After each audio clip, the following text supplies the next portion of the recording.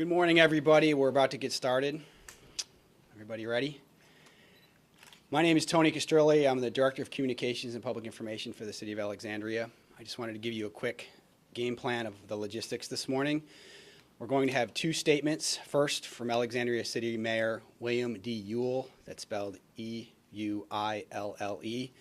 Second, by Alexandria City Manager Rashad Young. Following their opening statements, City Attorney James Banks will join the mayor and the city manager to answer any of your questions. We're also presenting a lot of information here and may refer to timelines, pictures, letters, and other information. All of that has been posted on the city website, alexandriava.gov, so you can find all the information there. After this news conference, if you have any follow-up questions, you can call me. My cell phone is 703-888-7166, and I'll be happy to help you. One final note before we get started. It's a long, busy day here in Alexandria, and the city manager started it at the dentist this morning, so please excuse any dabbings of the lips. So thank you, and with that, Mayor Ewell.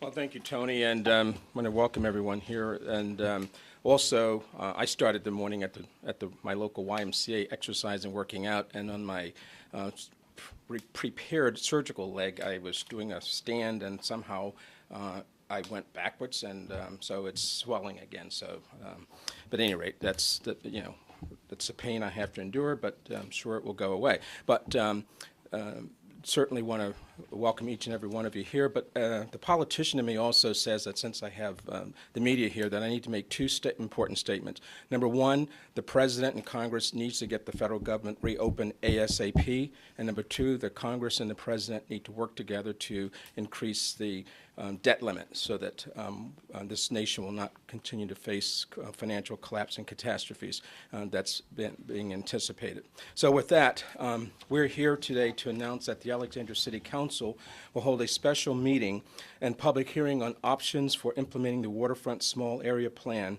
at the foot of King Street.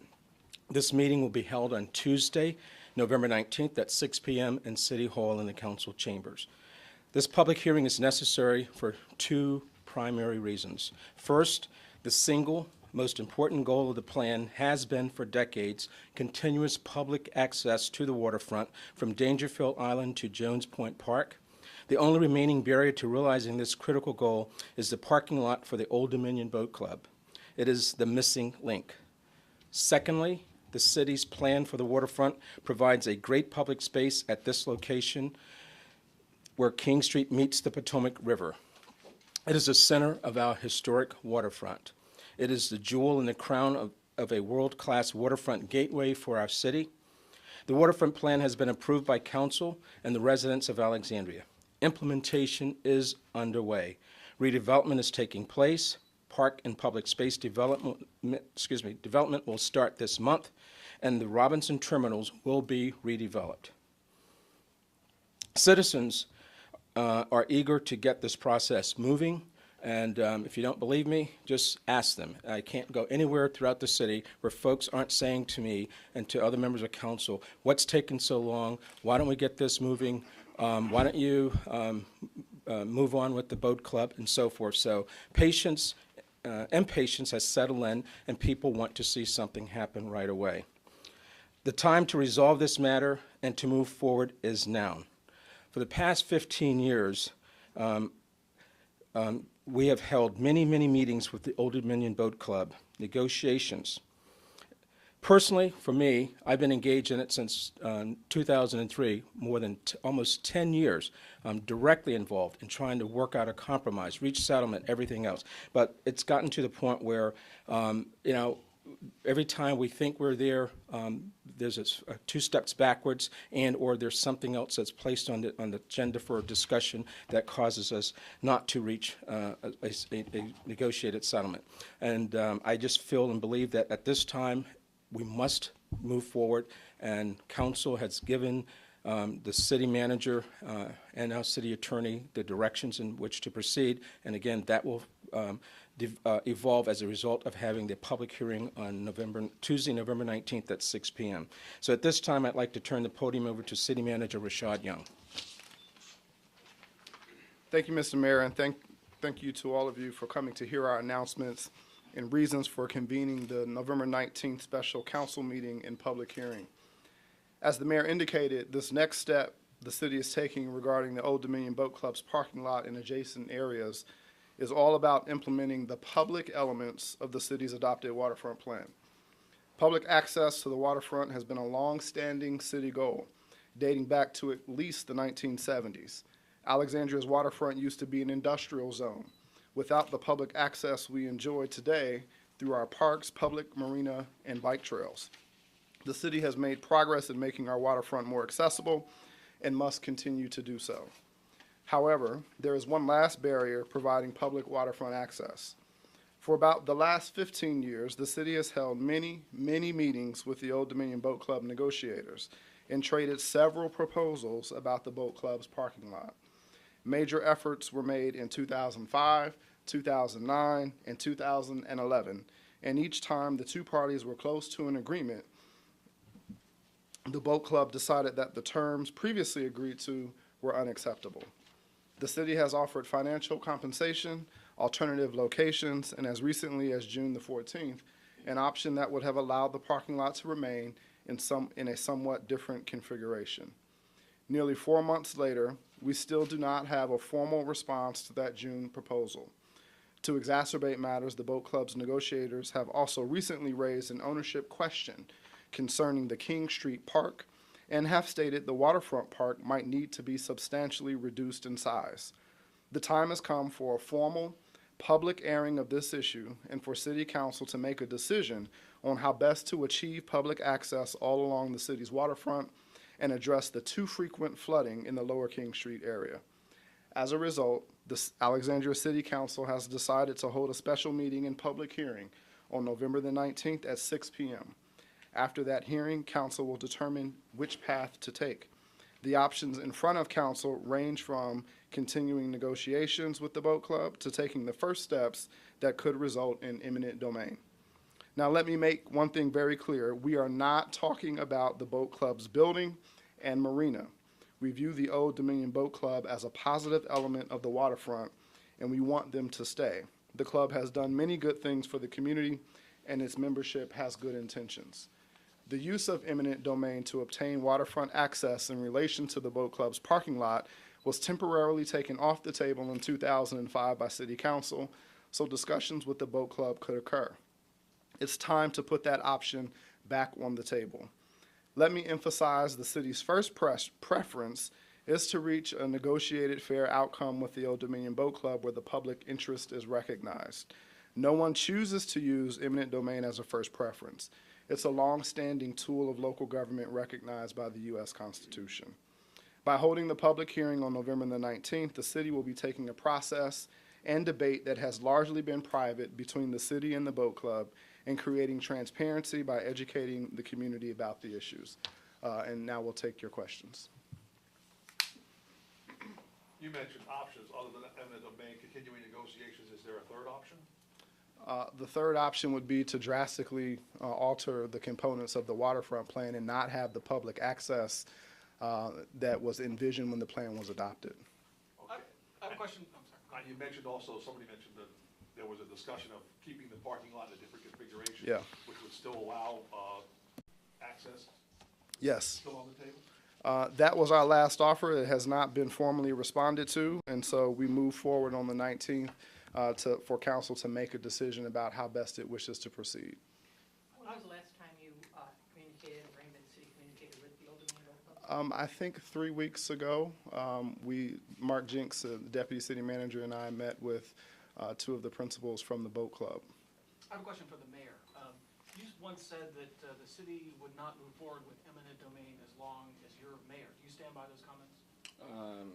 What I said, and you're absolutely correct, and but it's gotten to the point, as I stated already earlier, that after 10 years, frustration and patience set in, and I've reached a conclusion that no matter how committed and dedicated I am to working with my colleagues on council and working with the ODBC, it just seems like we're never going to get there. And so time has come where, after 10 years, I must change my approach, and we'll have to do what's in the best interest of the citizens of this great historic city. And the citizens are crying out and saying to us, move on, enough is enough. How much acreage are we talking about here?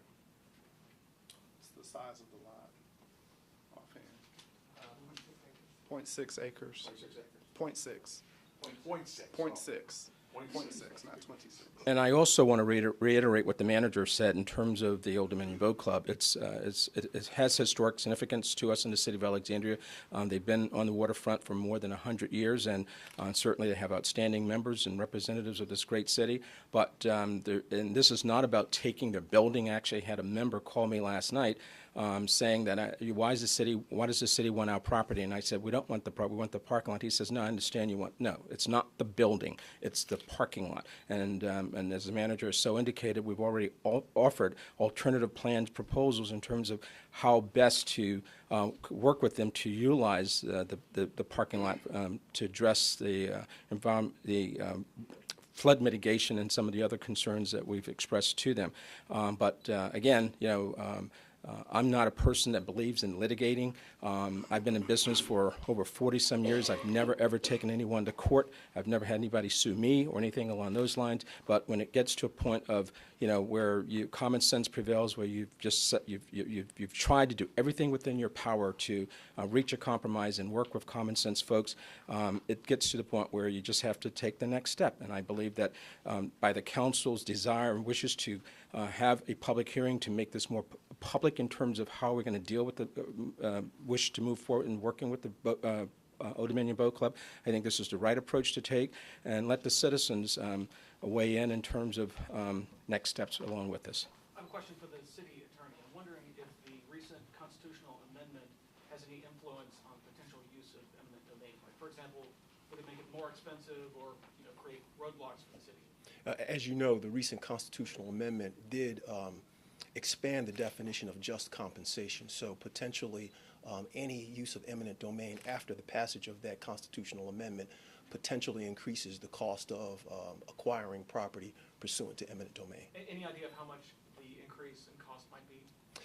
We would have to actually, if the city were to pursue eminent domain, one of the statutory requirements would be to have a valuation of the property done. So that would be the first step. And obviously, since council has not yet directed us to pursue eminent domain, we have not gone down that road. But the very first step would be to get a professional evaluation or valuation of the property.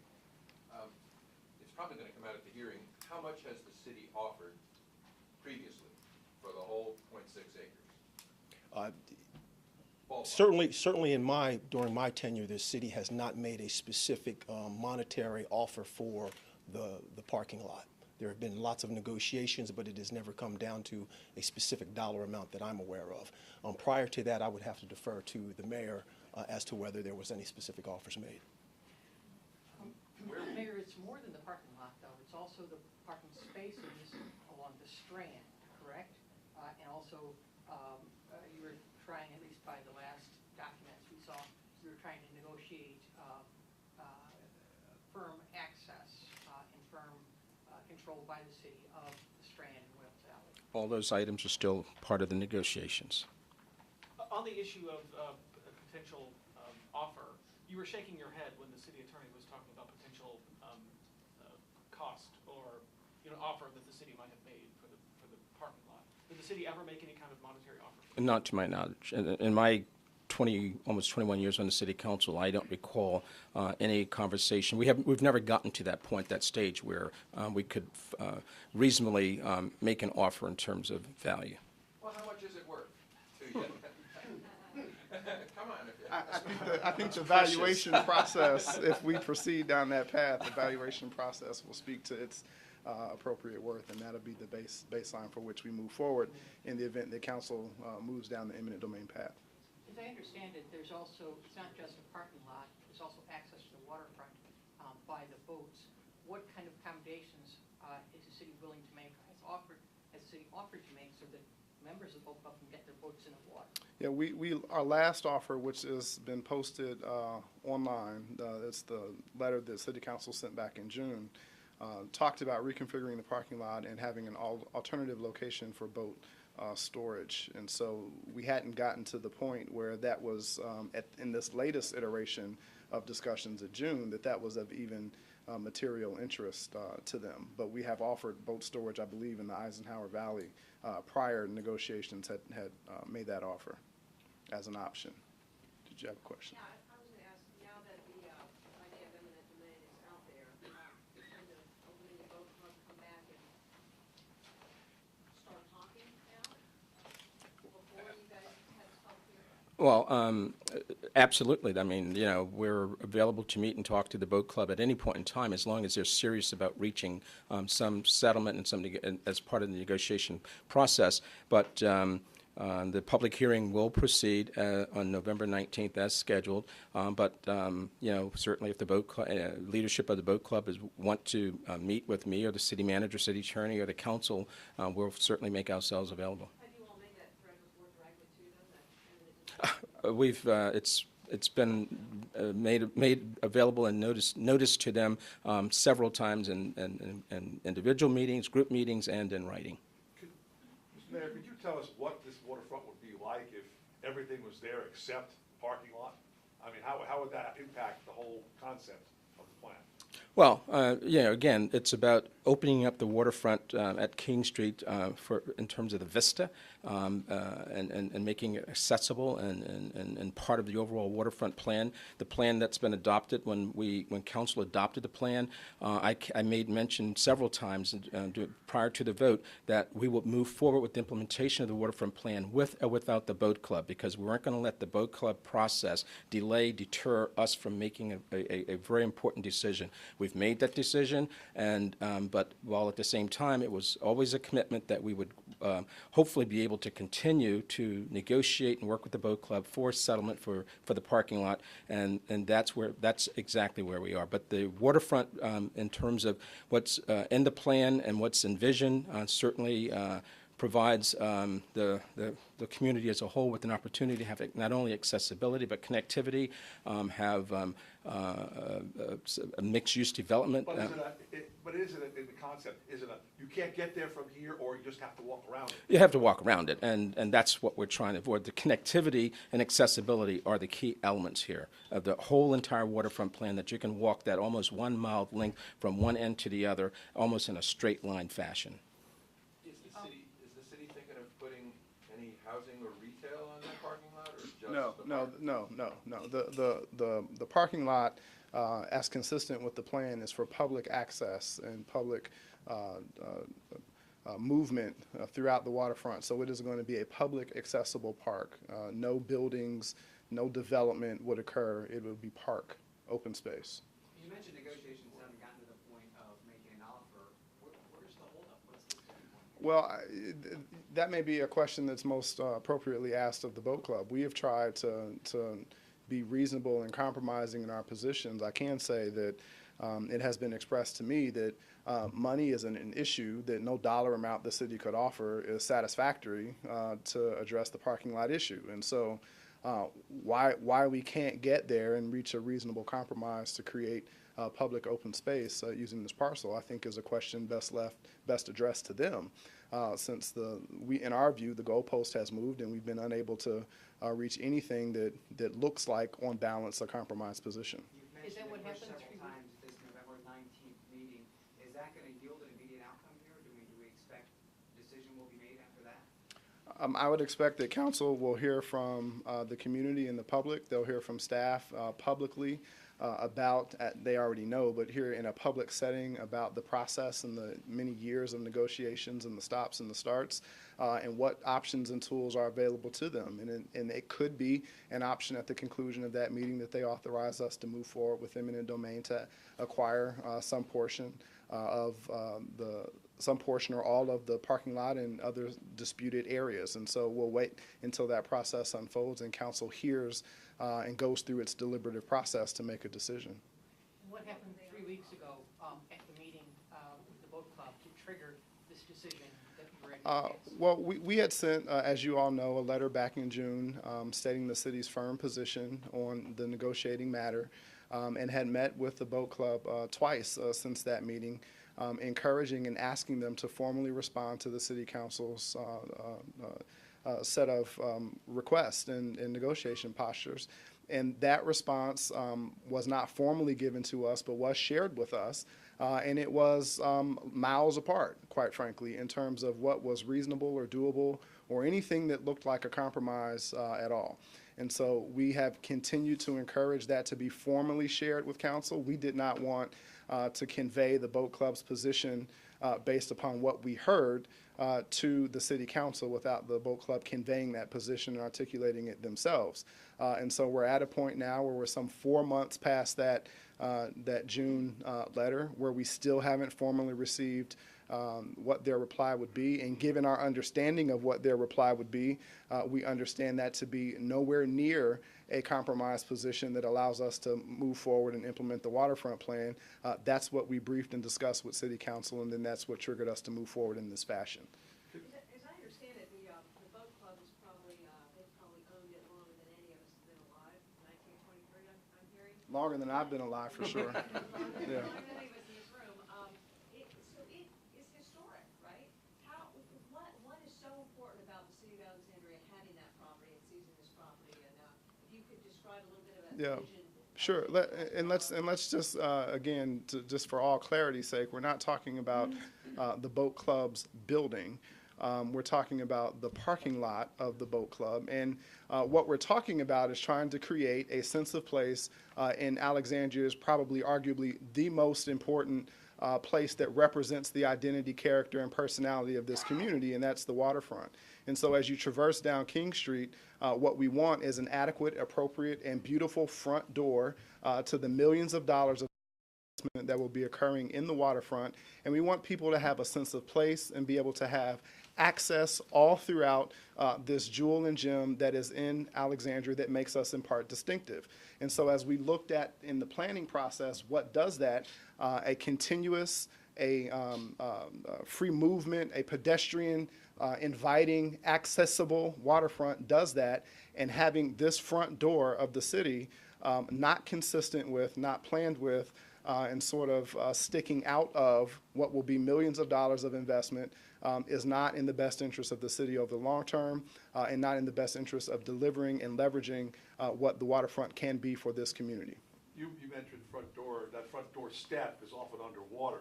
It I is. was just wondering how important this 0.6 acres is to flood mitigation. It's very important. I mean, we're proceeding with some flood mitigation steps now that we hope will address the intermittent flooding, but the long-term flooding control, as best we can develop and design a solution, will involve that parking lot. And so it is either way, whether the parking lot stays or whether it becomes, as envisioned in the plan, a public access space, that has to be addressed in the planning of flood mitigation over the long term.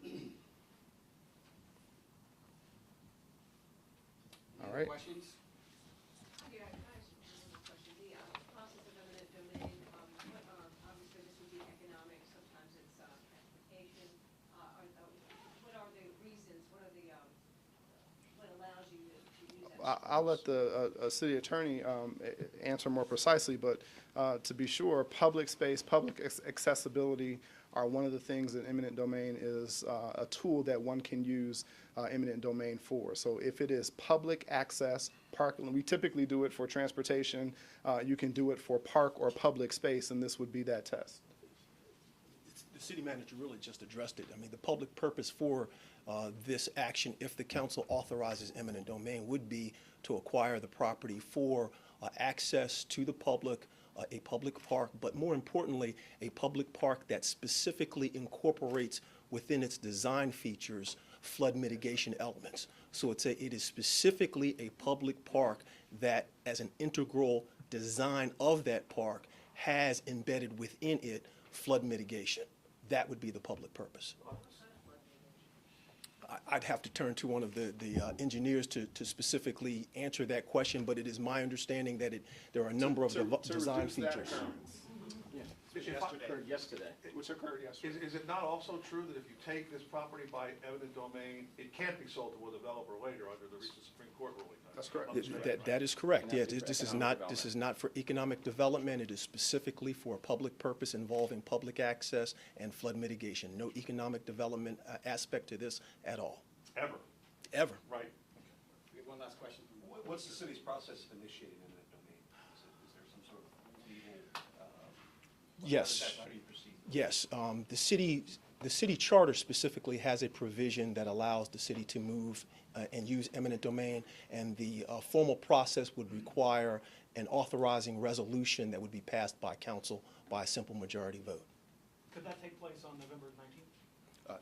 That has not been scheduled, no. The November 19th is simply a public hearing. That is not going to be an action item on the docket at that point. But if, let's see, if the owner of the property disputes it, does it always wind up in court before a judge? Under the process that's outlined in Chapter 13 of the charter, the issue that would be, the primary issue that is before the court would be valuation. But obviously, these proceedings often are the subject of all different kinds of ancillary litigation. So I can't really predict what other types of litigation that may arise around this matter. Thank you.